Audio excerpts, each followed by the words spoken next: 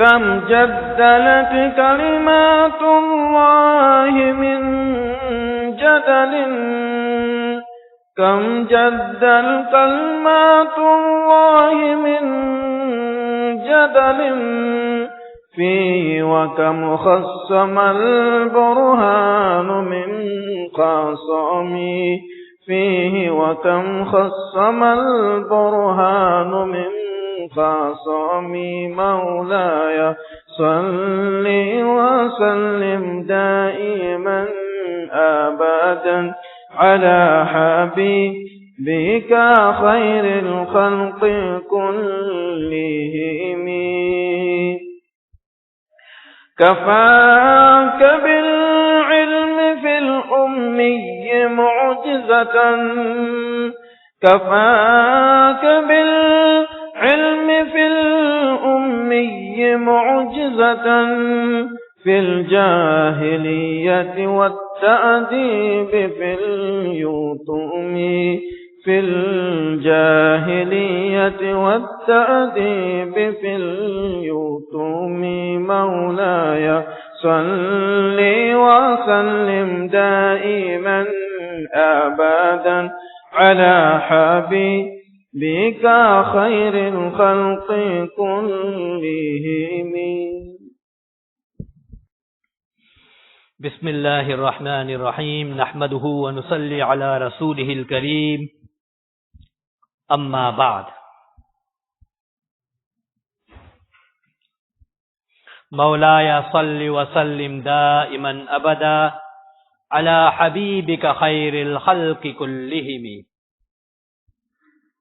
Respected elders, friends, beloved mu'takifin, these are the last two poems of the 8th chapter of Qaseedah Burdah.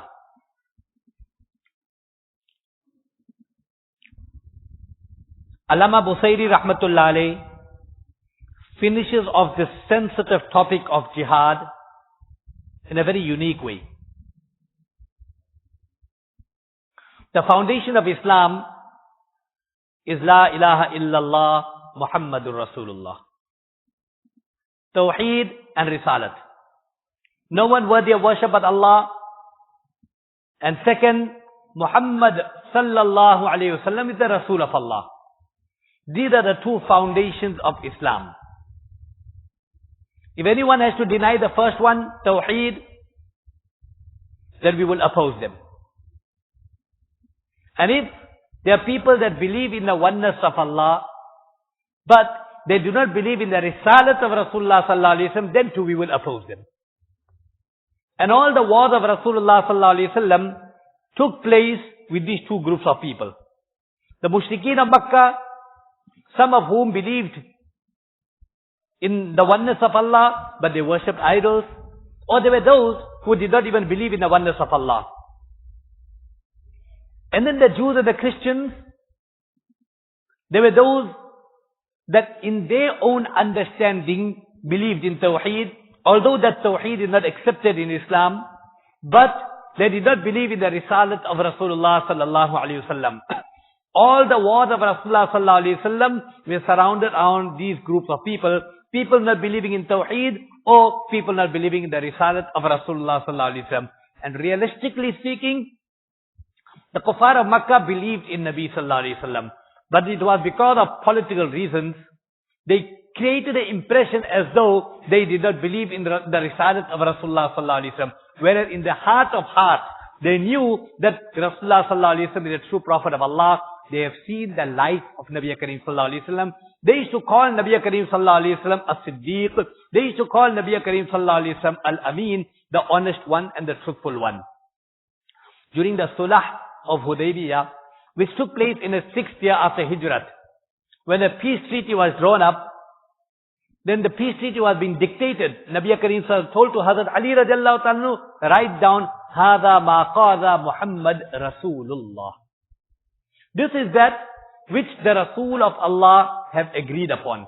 Immediately the representative of the disbelievers, they told to Nabi sallallahu alaihi wasallam, if we believe that you are the Rasul of Allah, why must we fight? Our biggest problem with you is that we don't believe in you being the Rasul of Allah. So the whole issue of jihad was based on risalat. Allama Busayri rahmatullahi finishes off this chapter of jihad affirming the risalat of Rasulullah sallallahu alaihi wasallam. And he says that you cannot have any doubt in the risalat of Rasulullah sallallahu alaihi wasallam. He says, كَفَاكَ بِالْعِلْمِ فِي الْأُمِّيِّ مُعْجِزَةً فِي الْجَاهِلِيَّةِ وَالتَّأْدِيبِ فِي الْيُتُمِ. Two things in the personality of Rasulullah sallallahu alaihi wasallam. One was Nabi Kareem sallallahu alaihi wasallam was an ummi. Ummi refers to that person who does not have formal education, who is uneducated in terms of worldly standards.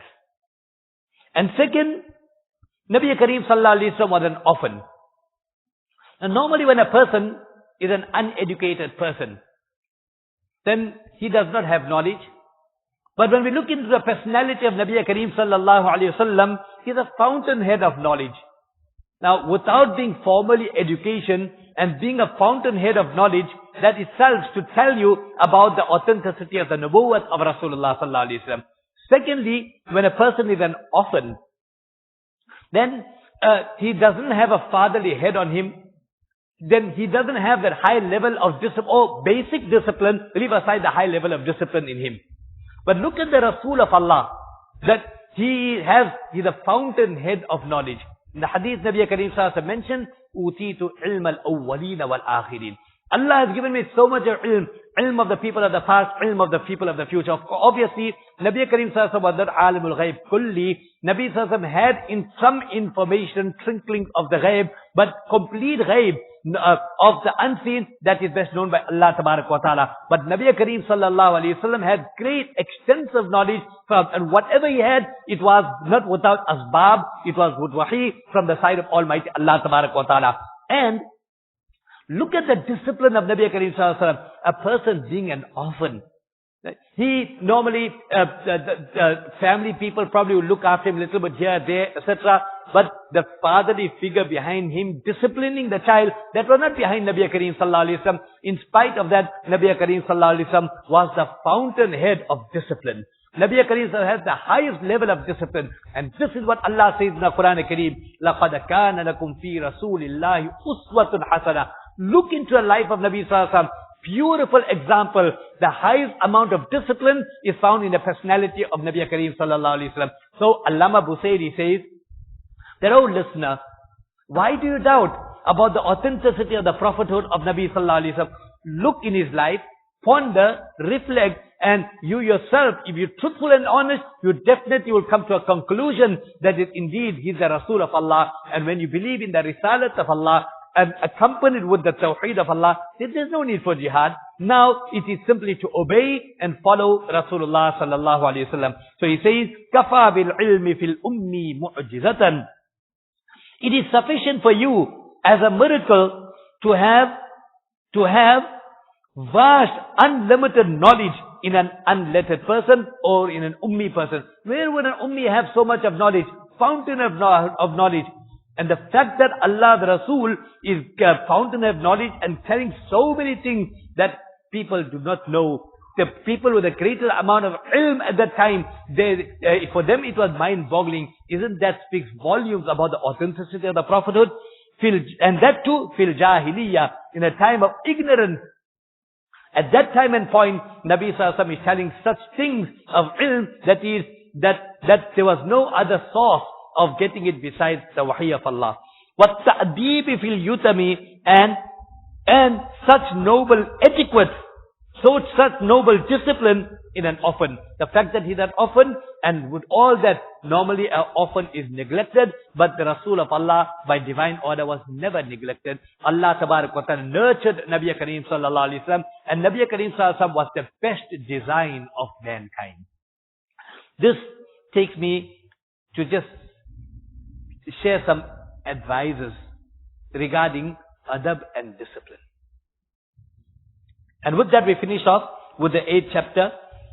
Almighty Allah tabarak wa ta'ala sent Nabi Kareem sallallahu alaihi wasallam highest level of discipline. Obviously, when the discipline came from Allah tabarak wa ta'ala, so why wouldn't Nabi Kareem sallallahu alaihi wasallam be an embodiment of discipline? Nabi Kareem sallallahu alayhi wa sallam himself said, Addabani Rabbi fa ahsana ta'deebi. Allah tabarak wa ta'ala has made my adab. Allah tabarak wa ta'ala has disciplined me and disciplined me of the highest level. Now when Allah is perfect, the adab of Allah is also perfect. And when Allah tabarak wa ta'ala put that adab in Rasulullah sallallahu alayhi wa sallam, so indeed the adab of Nabi Kareem sallallahu alayhi wa sallam is also going to be perfect. Now, if somebody, and all of us wish for us to perfect our deen, and the only way to perfect our deen is to inculcate in us a discipline.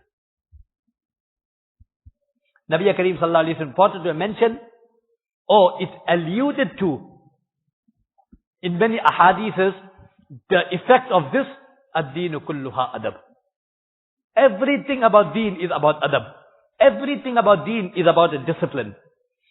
Abdullah ibn Mubarak, rahmatullahi, he would say that if I come across a very learned person, but he lacks discipline, then I wouldn't have the desire to meet him.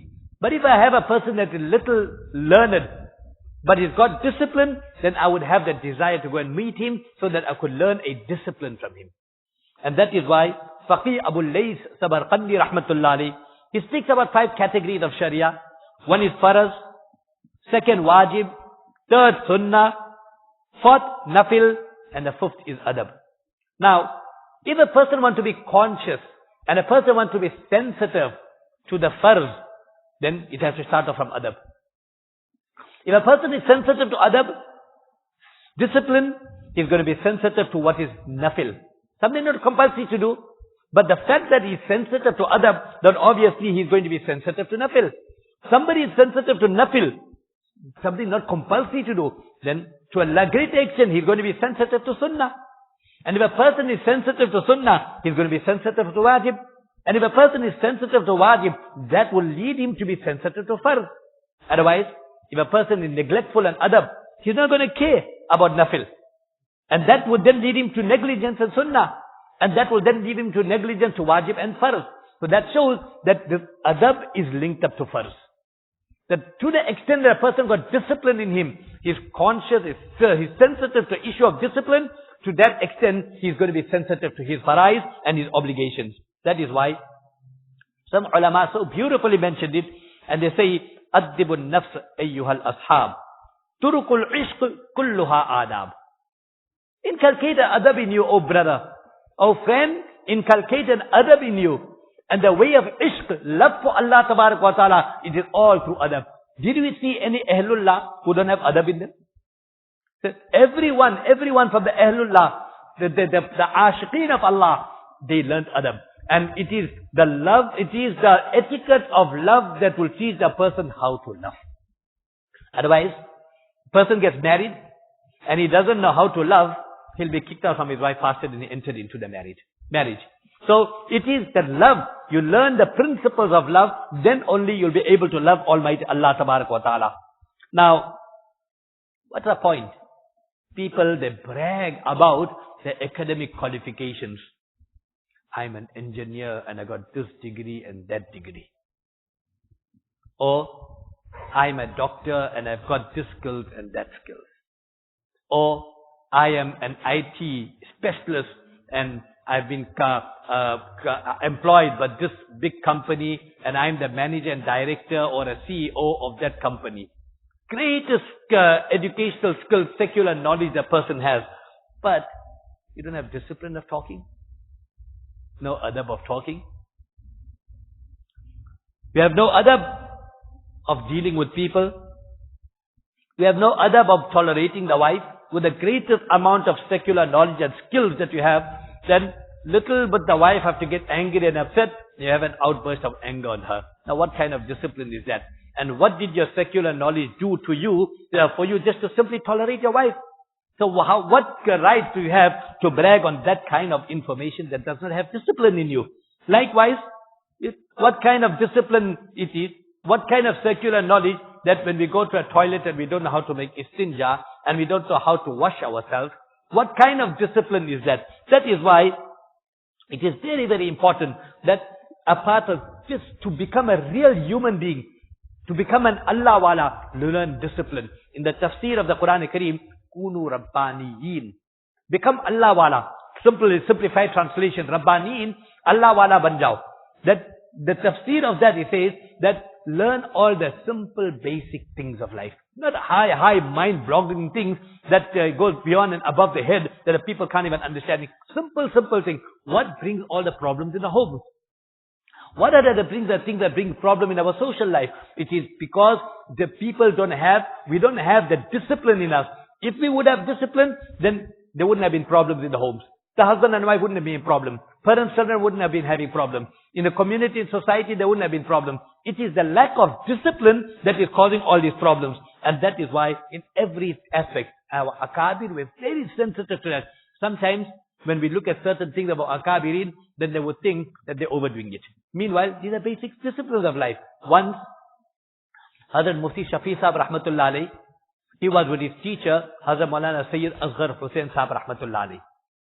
So, they partook of a meal, and after that, now remember that time Mufti Shafi Sahib rahmatullahi alaihi, he was a grand Mufti of Deoband. So Maulana Sayyid Asghar Hussain Sahib asked him, to Mufti Shafi Sahib, we finish eat, do you know how to clean the Dasar Khan? How to clean the Dasar Khan? So out of adab, he said, no, I don't know. Then they say, see, first remove all, after eating, all the pot and all the containers of the day, remove it. Now on the mat, normally you will find crumbs of bread. Now what we would simply do, we would just put everything and throw it in the dustbin. So he said, take that crumbs of bread, and there outside on the road, there's an ant hill, go take the crumbs of bread and put it there so the ants are not deprived of these crumbs. And then, you see these bones, go take it there, throw it on the other side of the road, that the neighbor's dogs can come there, at least they can enjoy the bones. And then you see this mango pit, they had mangoes, and this mango pit. Take them and go put it at a certain place, but don't go put it in that gully there where there are small children, because there are poor people living there, and the children will think that, see, the others could enjoy mangoes, our father is not rich enough to buy mangoes for us. And the negative bad feeling will come into them. So he said, this is adab. Now, these are the things that we're supposed to be learning in us. That how we conduct ourselves, how we bring about a discipline. And that is why in the field of tarbiyat, all the time we need to scan ourselves. Like how you put something in an X-ray machine and you put something in a scanner. So all the time we need to scan ourselves. Am I doing the right thing? How can I better myself? How can I do the right thing? And that is why our Akabirin and Maulana Shamari Thanvi rahmatullahi alayhi, he has written this one kitab, Adabul Mu'asharat. That what are the disciplines of eating? In the past, people used to eat to live. But nowadays, we are living to eat, so to say. And then, because of we don't have the discipline in our eating, so many stomach-related problems, and so many health-related problems. Again, it boils down because of adab. We don't have that adab of eating. Sleeping, we also don't have the discipline of sleeping. I mean, if we, now in the month of Ramadan, it's fine, we stay awake at night. But after the month of Ramadan, sleep away quickly after Isha, so that you can wake up and have a fulfilling sleep and come in time for Fajr Namaz. Otherwise, you're sleeping late, and then you say, no, I missed the Fajr Namaz, I was feeling very, very sleepy. That problem is, we didn't sleep early. If you sleep early, you're going to get a fulfilling sleep. Such a Muslim supposed to be designing his life according to the ordained and what is best suited for him in executing his obligations toward Almighty Allah. And likewise, spending. Sometimes we say that before the month end comes, then the pocket is empty. Now, meanwhile, you had enough money to be able to fulfill your needs. Well, how come the pocket went empty? Because you overspent. It was a lack of discipline. And that is why our ulama mentioned that stay within your budget.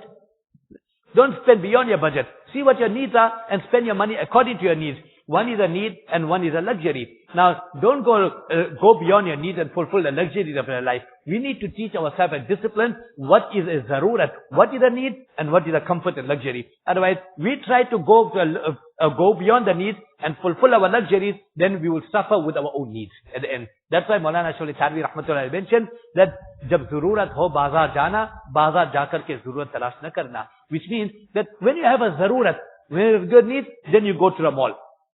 But don't go to a mall. You got no need. Now you go to a mall. You go to start looking at everything. This is attractive and that is attractive. Oh yeah, this one yeah I need. Oh okay, that one I need. And then from there, what you went to buy, you probably did buy, you bought everything else.